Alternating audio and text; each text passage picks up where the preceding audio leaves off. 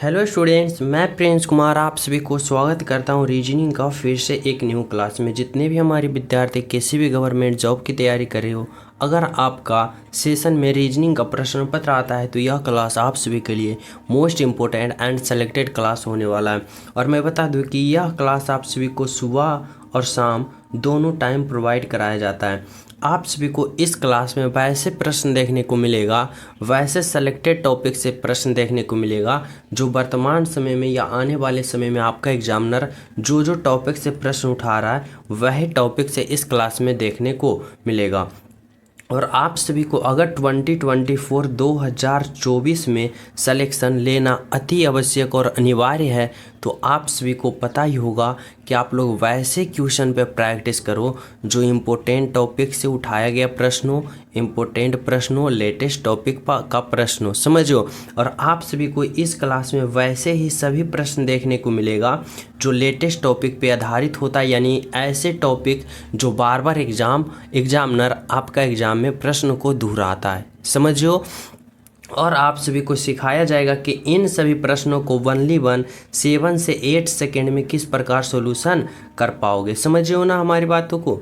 तो चलो शुरू करते हैं। पहला प्रश्न तो देखो, पहला प्रश्न क्या कर रहा है। और हाँ, अगर आप लोग अपने एग्ज़ाम में ज़्यादा नंबर इंक्रीज करना चाहते हो तो आप लोग एक भी प्रश्न को मिस ना करना। हर प्रश्न को आप लोग 100% देने की कोशिश करना, क्योंकि यहाँ से हर एक प्रश्न आप सभी को क्या कर सकता है, कट अप पार कर सकता है या फिर कट अप डाउन कर सकता है, समझे हो ना हमारी बातों को। तो हर प्रश्न को क्या करना है, 100% देना है, समझे हो ना। तो चलो शुरू करते हैं। पहला प्रश्न देखो, करा नीचे दिए गए श्रृंखला को पूरा करें। यह जो सीरीज है ना, नंबर सीरीज है, और यहाँ पे जो वाट होगा ना, इसके जगह आप सभी से आपका एग्जामिनर पूछा है कि क्या होगा, कैसे होगा। देखो, जब भी आप सभी को देखने में लगे ना, जब भी आप सभी को देखने में लगे कि यह जो सीरीज है ना बहुत ही बड़ा है, बहुत ही अल्टर टाइप का है, बहुत ही हार्ड है, तो आप लोग समझना कि बहुत ही नॉर्मल प्रश्न है, समझो। क्योंकि बड़ा अंक है तो आप लोग समझना बहुत ही आसान है। बस आप लोग इसका लॉजिक समझने की कोशिश करना, जैसे कि समझो। और एक बात कि आप लोग ना सभी प्रश्नों को पहले खुद से लॉजिक लगा के सोचने की कोशिश करना, खुद से आंसर प्राप्त करने की कोशिश करना। और आंसर आ जाए ना तो हमसे पहले कमेंट में करते चलना, समझो ना हमारी बातों को। और फिर तो मैं समझा ही रहा हूँ, बता ही रहा हूँ बारीकता से, स्टेप बाय स्टेप, लेकिन पहले खुद से कोशिश करना सभी क्वेश्चन का, और अंत में कमेंट करना कि सर जी मैं इतना क्वेश्चन खुद से किया हूँ, खुद से आंसर प्राप्त किया हूँ, समझो ना। चलो अब देखो क्या लॉजिक इसमें लगा है भाई। तो देखो, 1 से क्या गया 16, 16 से 81 से 256, 256 से 625, फिर आगे। तो आप सभी को कुछ दिख रहा है इन जो दिया गया सीरीज, ये सीरीज आप सभी को कुछ दिख रहा है? तो बोलोगे सर दिख रहा है क्या भाई। तो इस तरह से कि यह 1 का स्क्वायर है, या किसका स्क्वायर है, या 4 का स्क्वायर है, या 9 का स्क्वायर है, और 256 किसका होता है, तो यहाँ पे किसका स्क्वायर होता है, तो 16 का स्क्वायर है। और या फिर 625 किसका स्क्वायर होता है, तो 625 25 का स्क्वायर होता है, समझो ना हमारी बातों को। इतना आप लोग सभी विद्यार्थी समझ रहे हो कि या तो 1 का स्क्वायर है, 4 का स्क्वायर, 9 का स्क्वायर, 16 का स्क्वायर, 25 का स्क्वायर। अब देखो कि इसमें खेला क्या खेला है। तो बोलोगे सर 1 से 4 गया यानी कि प्लस का 3 स्टेप बढ़ गए, यानी 1 से 4 गया यानी 1 में 3 जोड़ के 4 हो गया और 4 का स्क्वायर कर दिया। फिर 4 से 9 गया यानी कि 4 में 5 जोड़ दिया और फिर 9 हो गया। इसी प्रकार 9 से 16 गया तो क्या हुआ, तो 9 में 7 को जोड़ दिया, 9 7 16, 16 का स्क्वायर कर दिया। इसी प्रकार देखो 16 से 25 गया तो क्या किया, तो 16 में 9 जोड़ दिया और 25 हो गया। तो देखो क्या किया, पहले 3 जोड़ा, फिर 5 जोड़ा, फिर 7 जोड़ा, फिर 9 जोड़ा। तो इस बार कितना जोड़ना चाहिए, 11 जोड़ना चाहिए। 3 5 7 9 11। तो देखो 25 में जब 11 जोड़ोगे तो कितना आएगा, 5 1 6 और 2 1 3 यानी 36। और इस बार हम क्या करेंगे, 36 का स्क्वायर करेंगे, और जो यहाँ पे स्क्वायर आएगा वह इस वाट का मान होगा। और सभी विद्यार्थी को, हमारे विद्यार्थी को पता होगा कि 36 का स्क्वायर क्या होता है, तो 36 का स्क्वायर 1296 होता है, यानी 1296 कौन सा ऑप्शन में दिया गया है? ऑप्शन नंबर डी में दिया गया है। समझिए हमारी बातों को, क्या निकल के आया? Option number D 1296, 1296। तो चले हम सब नेक्स्ट प्रश्न पे। यहाँ तक किसी भी विद्यार्थी को कोई भी यहाँ पे स्टेप में प्रॉब्लम ना होना चाहिए। समझ गए सभी विद्यार्थी 100%। तो चले हम नेक्स्ट पे। तो देखो, और जो प्रिय स्टूडेंट क्लास को लाइक नहीं किए हो लाइक कर देना, और जो न्यू हो तो बेल आइकन दबा देना, क्योंकि आप सभी को सुबह और शाम दोनों वाले क्लास टाइम पे प्रोवाइड हो जाए, नोटिफिकेशन पहुंच जाए, इसलिए बेल आइकन भी दबा लेना। समझियो, और लाइक तो ज़रूर करना। चलो अगला प्रश्न देखो क्या है। देखो क्या है, 2 नंबर का प्रश्न समझना। 2 नंबर का प्रश्न क्या है ना, नीचे दिए गए प्रश्न में लुप्त संख्या ज्ञात करें, यानी मिसिंग नंबर बताना है कि इस वाट के जगह क्या होगा और कौन सा ऑप्शन होगा। तो आप लोग किस प्रकार से लॉजिक लगा सकते हो? तो आप लोग इस प्रकार से सोच सकते हो कि जिस प्रकार 17 और 12 का कैलकुलेशन करके 25 लाया है, उसी प्रकार 4 लाया है, उसी प्रकार हम यहाँ पे इन दोनों को कैलकुलेशन करके यहाँ पे राइट आंसर का पता नहीं कर लेंगे। तो कैसे करेंगे? सबसे पहले इसमें चेक करेंगे क्या लॉजिक लगाया है, फिर इसमें चेक करेंगे। समझो ना हमारी बातों को। तो देखो समझना, अब आप लोग सोचो कि 17 और 12 को हम किस प्रकार कैलकुलेशन करें कि हमें 25 आ जाए। तो कैसे सोचोगे? तो इस तरह से सोचो कि अगर आप लोग 17 और 12 को आपस में घटाते हो, यानी दोनों को क्या करो, तो दोनों को घटा दो। तो चलो मैं घटाता हूँ। तो 17 में से 12 जाएगा, कितना बचेगा? 5 बचेगा। लेकिन आपको चाहिए 25, तो इस 5 को क्या करोगे? तो 5 का आप वर्ग कर दो, यानी कि स्क्वायर कर दो। तो 5 का स्क्वायर कितना होता है? 25। देखो यहाँ पे 25 है, तो बोलोगे जी सर यहाँ पे 25 है। अब यही प्रकार हम क्या करेंगे, इन दोनों को आपस में घटाएंगे। तो देखो 11 में से 13 घटाएंगे तो कितना आएगा? तो बोलोगे -2 आएगा। कितना आएगा? -2।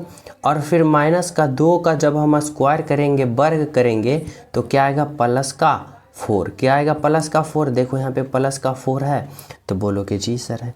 अब इसी प्रकार क्या करेंगे, इन दोनों को भी घटाएंगे। तो 19 में से जब 16 को घटाएंगे तो क्या आएगा? तो 19 में जब 16 को घटाएंगे तो 3 आएगा, और जब 3 का वर्ग करोगे तो कितना आएगा? 9 आएगा, जो कि कौन सा ऑप्शन में है? तो ऑप्शन ए फॉर एप्पल, यानी ऑप्शन नंबर ए में।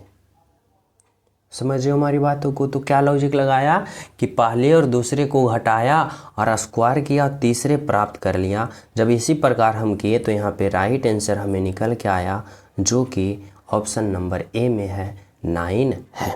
समझिए हमारी बातों को।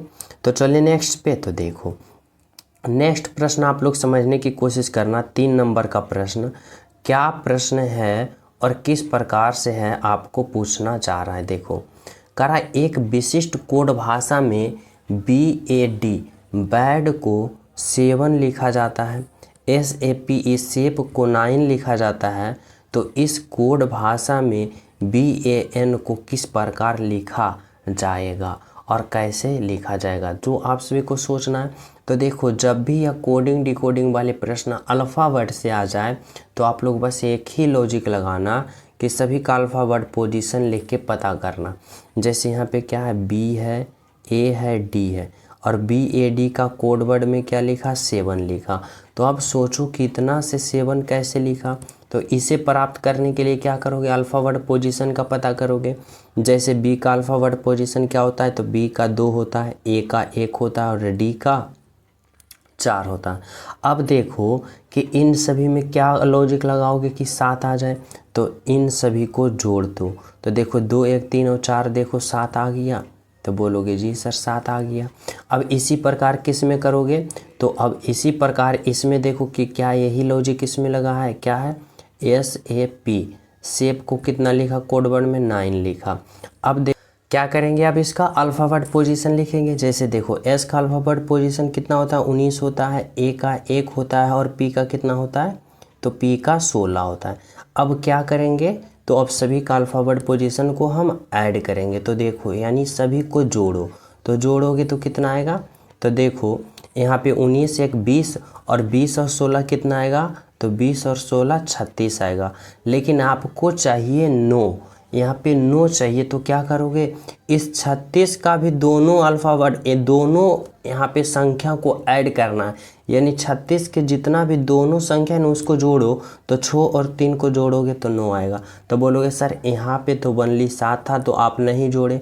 तो अच्छा बताओ कि 7 में कोई संख्या एक साथ और रहता तब ना हम जोड़ते, 70 71 72 73 या फिर 67 64 65 24 27 28 कुछ होता था। लेकिन वहाँ ओनली 7 है, तो 7 को 7 से क्या जोड़ोगे, कुछ नहीं।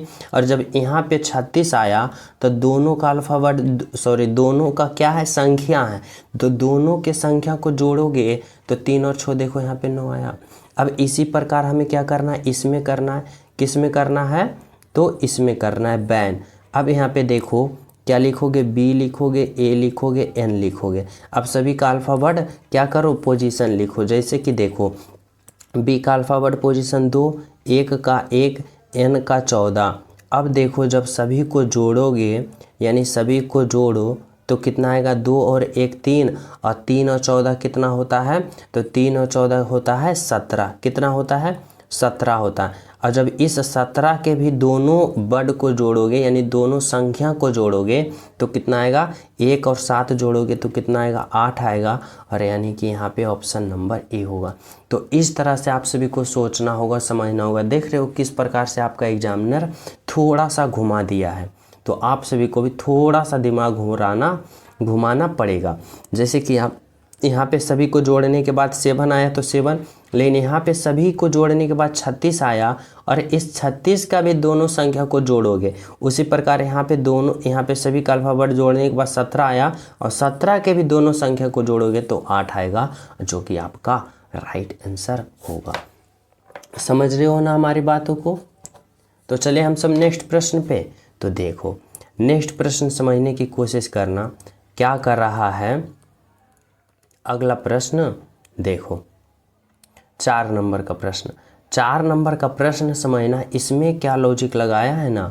देखो कह रहा है ना कि दिए गए प्रश्नाकृति का दर्पण छवि चुनिए। देखो दर्पण छवि मिरर इमेज, जब भी प्रश्न आ जाए ना इस प्रकार से मिरर इमेज वाले, तो किस प्रकार से सोचोगे, तो यहाँ पे देखो यह जो आकृति है ना, यह आकृति आप लोग बताना कि अगर यहाँ पे एक्स वाई क्या है, मिरर है यानी दर्पण है, तो इसका प्रतिबिंब कैसा बनेगा। तो मिरर इमेज में क्या होता है कि दाएं वाला बाएं में चला जाता है, यानी कि उलट पुलट जाता है, समझो। तो देखो कैसे बनेगा, तो यह त्रिभुज जो है तो यह त्रिभुज ही रहेगा, क्योंकि यहाँ पे मिरर इमेज लगा रखा है, तो त्रिभुज त्रिभुज ही रहेगा। इसके बाद यह देखो भी जो है इस तरह से भी इसके अंदर इसी प्रकार से रहेगा। लेकिन यह जो इस तरफ से जो लाइन आया है ना वह इस तरफ हो जाएगा, और इस तरह से ये ऐसे है वह ऐसे हो जाएगा, समझो इस तरह से हो जाएगा। तो कौन सा ऑप्शन दिख रहा है, तो यहाँ पे ऑप्शन ए तो दिख नहीं रहा है, ऑप्शन बी दिख नहीं रहा है क्योंकि इसमें नीचे की ओर है, समझो। अब देखो जब हम बात करें ऑप्शन डी को, तो ऑप्शन डी भी नहीं होगा, क्योंकि यहाँ पे देखो इस तरह से होना चाहिए, लेकिन यहाँ पे देखो इस तरह से दिया गया है, तो ओनली ये भी गलत हो गया। ओनली 1 क्या होना चाहिए, तो ऑप्शन नंबर सी होना चाहिए। यानी कि जब यहाँ पे इसका प्रतिबिंब मिरर इमेज यहाँ पे लगाओगे, दर्पण लगाओगे, तो इसका जो इमेज बनेगा ऑप्शन नंबर सी की तरह बनेगा, जो कि बिल्कुल सही है। समझ रहे हो हमारी बातों को। तो चले हम सब नेक्स्ट पे। तो देखो 5 नंबर का प्रश्न समझना, कर रहा है कि जल, नमक, चीनी, यानी आप सभी को यहाँ पे बताना होगा ना कि जल, नमक, चीनी का कौन सा ऑप्शन आप लोग चयन करोगे ताकि इन तीनों का एक साथ सही संबंध बताएं। तो कौन सा ऑप्शन चयन करोगे ताकि एक साथ सही संबंध बताएं, तो कैसे सोचोगे, तो इस तरह से सोचना, जैसे कि यहाँ पे क्या है, जल है, नमक है, चीनी है। अब देखो अगर मैं जल के लिए एक गोला बनाता हूँ, अब देखो नमक जो है यह जल के अंदर भी घुल जाएगा, यानी नमक जो है जल के अंदर आ जाएगा, और यह जो चीनी है यह भी जल के अंदर क्या हो जाएगा, घुल जाएगा, यानी चीनी भी जल के अंदर चला आएगा। तो कौन सा ऑप्शन दिख रहा है, तो ओनली वन ऑप्शन डी दिख रहा है, जो कि आपका राइट आंसर है, बिल्कुल सही आंसर। समझिए हमारी बातों को, क्या आंसर है, ऑप्शन नंबर डी। तो चले हम सब नेक्स्ट पे। तो देखो नेक्स्ट प्रश्न समझना क्या कर रहा है, 6 नंबर का प्रश्न। 6 नंबर का प्रश्न है, कह रहा है नीचे दिए गए प्रश्न में संबंधित शब्द को चुनिए। संबंधित शब्द को चुनना है, यानी कि यहाँ पे बताना है शब्दों का संबंध, कि लाभ का जिस प्रकार संबंध हानि से है, दुख का उसी प्रकार यहाँ पे किससे होगा। तो देखो हमारी बातों को समझना कि लाभ और हानि क्या है, एक दूसरे का विपरीत है, यानी उल्टा है, समझो ना। लाभ का उल्टा हानि, तो इसी प्रकार दुख का उल्टा क्या होगा, क्रोध, गलत। निरुत्साही गलत, अप्रसन्नता गलत, क्या होगा, तो जिस प्रकार लाभ का संबंध हानि से है, उसी प्रकार दुख का संबंध खुशी से है, यानी ऑप्शन नंबर बी। यानी कि लाभ का उल्टा हानि, तो दुख का उल्टा खुशी। इस तरह से आप सभी को सोचना पड़ेगा, समझिए हो ना हमारी बातों को। तो चले हम सब नेक्स्ट पे। तो देखो नेक्स्ट प्रश्न आप लोग समझने की कोशिश करना, क्या कर रहा है, 7 नंबर का प्रश्न आप सभी से कह रहा है, यदि 6a7b3 बराबर 60 है, इतना बराबर इतना है, तो इतना बराबर क्या होगा, कैसे होगा, किस प्रकार होगा। तो समझो हमारी बातों को। तो देखो यहाँ पे क्या है, 6a7b3 बराबर क्या लिखा, तो 60 लिखा।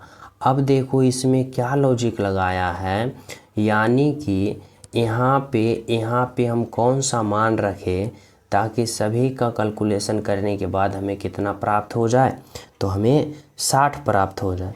तो कैसे सोचोगे, तो देखो इस तरह से सोचना कि 6, 7 और 3 को हम किस प्रकार कैलकुलेशन करें कि 60 आ जाए।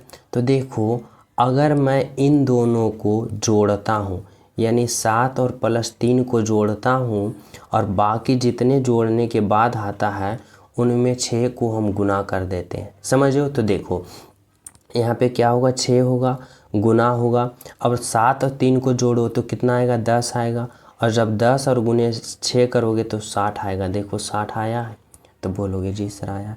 यानी इसमें क्या लॉजिक लगाया ना, इसमें लॉजिक यह लगाया कि यहाँ पे इन दोनों को क्या किया, तो जोड़ दिया, और जितना जोड़ने के बाद आया यहाँ पे गुना कर दिया। और वही लॉजिक हम इसमें लगाएंगे। इसमें भी क्या करेंगे, इन दोनों को जोड़ेंगे और जितना आएगा फिर गुना कर देंगे। तो देखो यहाँ पे कितना है, तो इस तरह से सोचना, यहाँ पे 11a है, फिर 9b है, और फिर क्या है, 6 है। अब देखो हमें क्या करना है, यहाँ पे इन दोनों को जोड़ना है और इसको गुना करना है। तो देखो अगर 9 और 6 को जोड़ते हैं तो 9 और 6 15 होता है, और गुने यहाँ पे कितना है, 11। और जब 11 गुने 15 करेंगे तो कितना आएगा, तो 15 एकम 15, और 15 एकम 15 1 16, 165। देखो 165 यहाँ पे है, तो बोलोगे जी सर है। यानी कि क्या किया कि पहले बी, यानी कि अंतिम में जो बी जगह है, बी का स्थान पे जोड़ रखा और ए के स्थान पे गुना रखा और कैलकुलेशन कर डाला। तो इसी प्रकार हम इसमें नहीं रखेंगे। तो देखो यहाँ पे क्या है, यहाँ पे है 10a 11b 5, और बराबर हमें मान रखना है। तो देखो क्या करना है अब हमें, तो हमें यहाँ पे v के जगह जोड़ रखना है, यानी इन दोनों को जोड़ना है, और जितना आएगा उतना को हमें क्या करना है, तो उतना को हमें गुना करना है। तो देखो 10 गुने 11 और 15 को जोड़ो, कितना आएगा, 16, और जब 16 गुने 10 करोगे तो कितना आएगा, 160, यानी 160। और कौन सा ऑप्शन में दिख रहा है, तो ऑप्शन नंबर बोले तो सी में दिख रहा है। समझ रहे हो हमारी बातों को, क्या आया, तो राइट आंसर 160 आया, जो कि राइट आंसर है। तो क्या किया, क्या लॉजिक लगाया, तो लॉजिक यह लगाया कि बी के जगह जोड़ रखा और ए की जगह गुना रखा, कैलकुलेशन किया, हमारा राइट आंसर आ गया। समझ रहे हो। तो चले हम सब नेक्स्ट पे। तो देखो नेक्स्ट प्रश्न आप लोग समझने की कोशिश करना, क्या कर रहा है 8 नंबर का प्रश्न। देखो 8 नंबर का प्रश्न समझना, यह प्रश्न डायरेक्शन वाले प्रश्न है और डायरेक्शन वाले प्रश्न को मैं बहुत ही आसान, बहुत ही सिंपल समझाऊंगा, सिंपल भाषा में। देखो थोड़ा सा कुछ पॉइंट याद रखना डायरेक्शन वाले में, जैसे कि ऊपर की ओर उत्तर कहते हैं, नीचे की ओर दक्षिण कहते हैं, इधर मैं पूर्व कहता हूँ और इधर मैं पश्चिम कहता हूँ। समझिए हमारी बातों को। अब देखो क्या कर रहा है प्रश्न, देखो कह रहा है एक व्यक्ति पश्चिम की दिशा में 2 किलोमीटर की यात्रा करता है, बाएं ओर घूम जाता है और 3 किलोमीटर चलता है, फिर दाएं ओर घूम जाता है 5 किलोमीटर चलता है, तो यात्रा करते हुए वह कुल कितनी दूरी तय करता है। तो देखो इस तरह से आप लोग समझना हमारी बातों को। क्या कर रहा है, जैसे जैसे कर रहा है वैसे वैसे कर रहा है। एक व्यक्ति पश्चिम की दिशा की ओर 2 किलोमीटर यात्रा करता है। अगर कोई व्यक्ति यहाँ है तो पश्चिम की दिशा किधर होगा, इधर होगा, और कितना चला, तो 2 किलोमीटर चला। समझो। उसके बाद क्या कर रहा है, बाईं ओर घूम जाता है और 3 किलोमीटर चलता है। यहाँ पहुँच गया, यहाँ से बाईं ओर घूरेगा तो बाईं ओर कहाँ आएगा, नीचे की ओर आएगा, और कितना चला, तो 3 किलोमीटर चला। कितना चला, 3 किलोमीटर।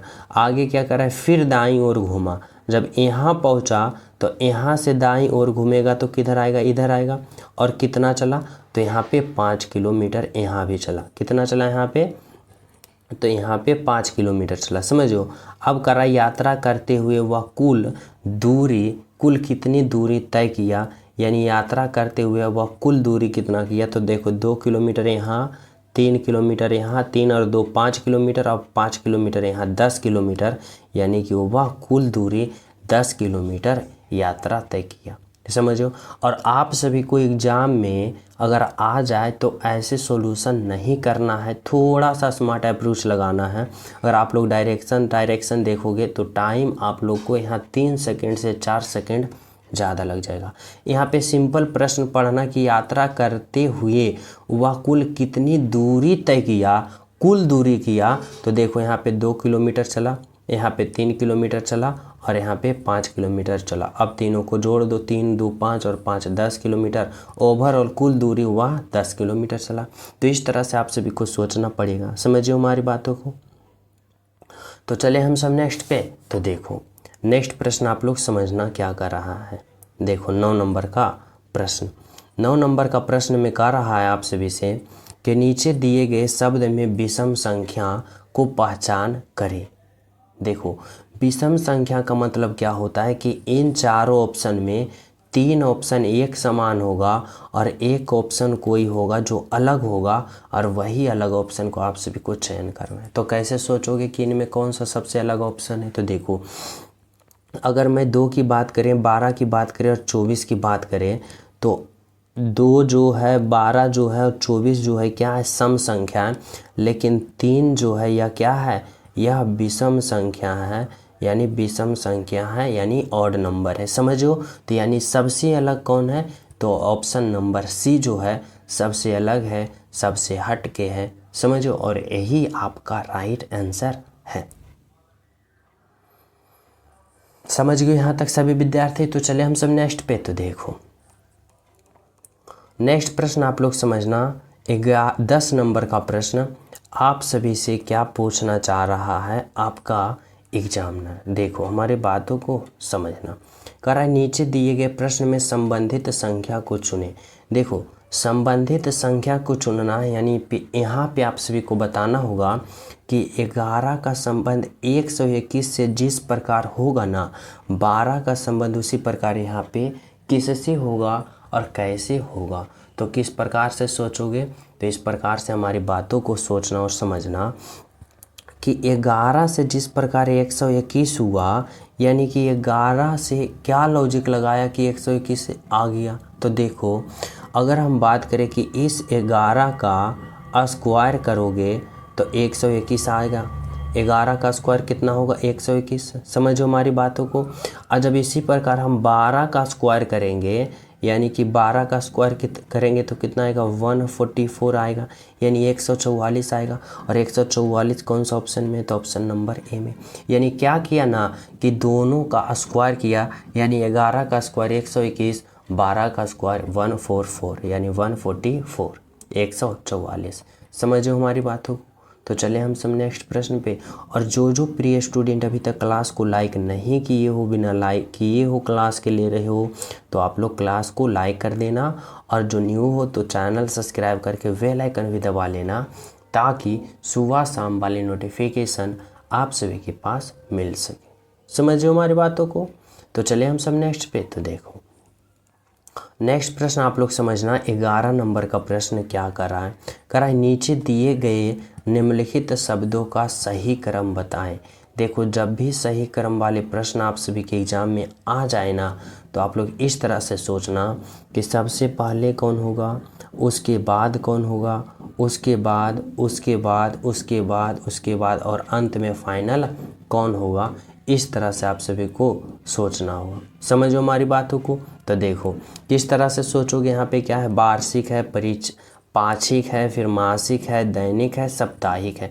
तो सबसे पहले क्या होगा, सबसे पहले कौन होगा। तो जब हम सबसे पहले की बात करें तो क्या होगा, तो यहाँ पे होगा 4। क्या होगा, दैनिक होगा। दैनिक होगा।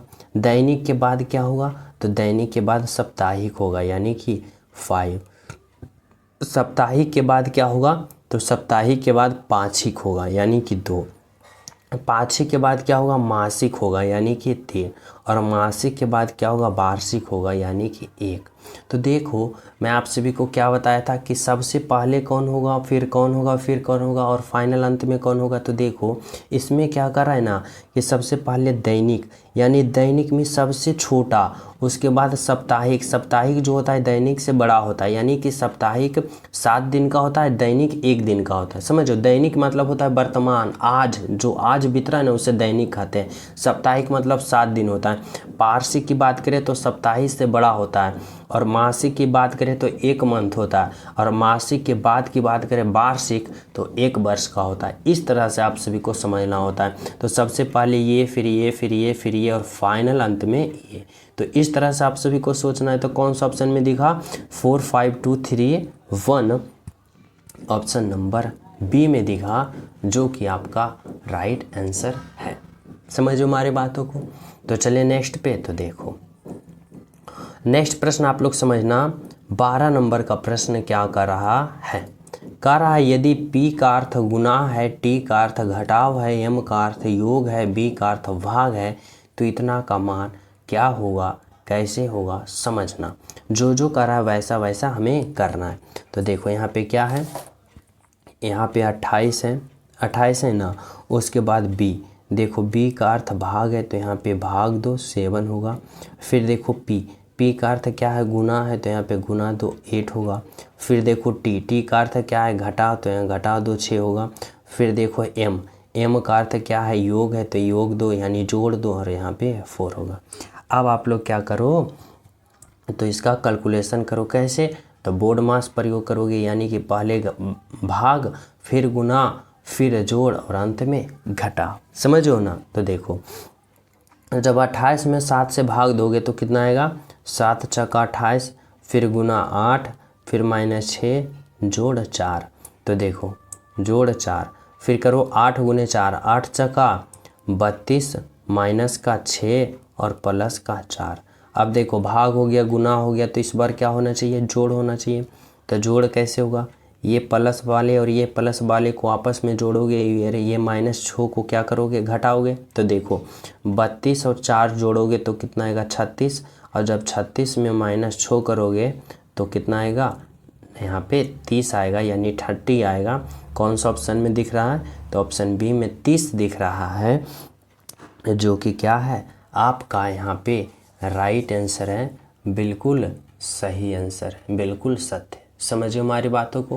क्या राइट आंसर निकल के आया, ऑप्शन नंबर, तो ऑप्शन नंबर बी आया।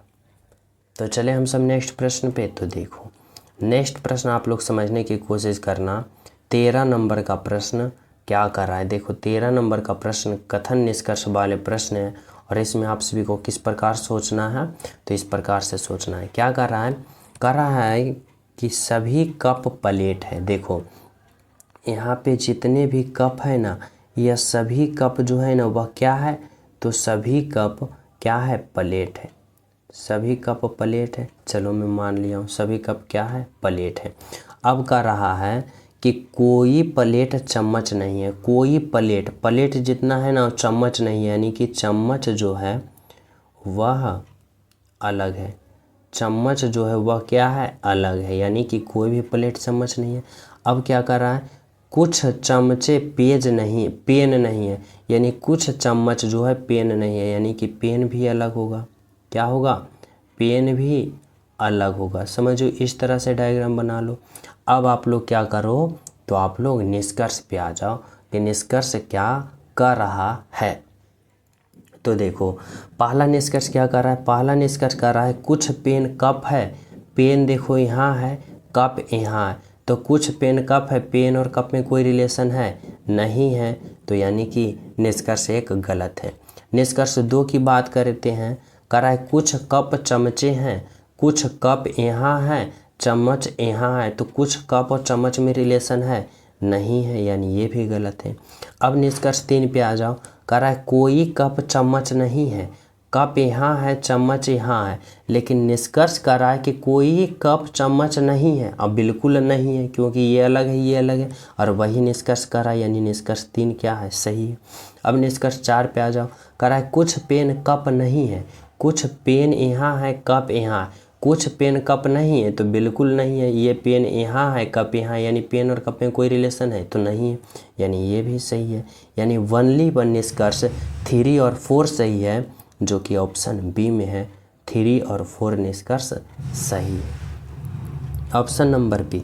समझ रहे हो हमारी बातों को, राइट आंसर क्या निकल के आया, ऑप्शन नंबर बी। तो चले हम सब नेक्स्ट प्रश्न पे। तो देखो नेक्स्ट प्रश्न आप लोग समझना क्या कर रहा है। 14 नंबर का प्रश्न देखो, कर रहा है कि नीचे दिए गए प्रश्न आकृति कौन सा उत्तर आकृति में निहित है, यानी आप सभी को बताना होगा कि यह जो प्रश्न आकृति है कौन सा ऑप्शन में समाहित है, सम्मिलित है, जो आप सभी को सोचना समझना होगा। तो देखो यहाँ पे किस तरह का आकृति है, ऐसे गया, फिर ऐसे, फिर ऐसे, फिर ऐसे, फिर ऐसे, समझो ना, इस तरह से। अब देखो कौन सा ऑप्शन में ऐसा दिख रहा है, तो देखो ऑप्शन बी में कहीं नहीं। ऑप्शन सी की बात करें तो इधर गया, फिर इधर, फिर इधर, इधर, इधर, फिर इधर आए, यानी ऑप्शन सी में भी नहीं होगा। ऑप्शन डी की बात करें, ऑप्शन डी में भी नहीं होगा। अब बचा ऑप्शन ए। तो बोलोगे सर ऑप्शन ए में कैसे होगा, तो देखो यहाँ से इधर गया, तो यहाँ से मैं चलो इधर मान लेता हूँ, फिर कहाँ हुआ, तो फिर हुआ ऊपर की ओर, यानी ऊपर की ओर हुआ।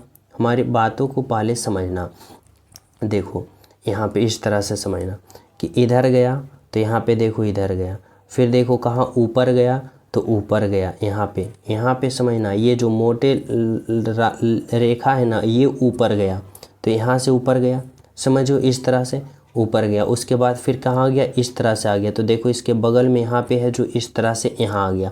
उसके बाद फिर इधर आ गया, फिर देखो इधर आ गया, समझो ना। उसके बाद फिर पुनः इधर आ गया, और उसके बाद पुनः इधर आ गया, समझो। तो यानी कि यह जो फिगर है ना प्रश्नाकृति, ऑप्शन नंबर ए में समाहित है, जो कि क्या है आपका राइट आंसर है, बिल्कुल सही आंसर है। समझ रहे हो यहाँ तक सभी विद्यार्थी हमारी बातों को। तो चले नेक्स्ट प्रश्न पे। तो देखो नेक्स्ट प्रश्न आप लोग समझने की कोशिश करना। 15 नंबर का प्रश्न आप सभी से क्या पूछ रहा है आपका एग्जामिनर। देखो 15 नंबर का प्रश्न कर रहा है ना कि नीचे दिए गए अक्षर श्रृंखला को पूरा करें।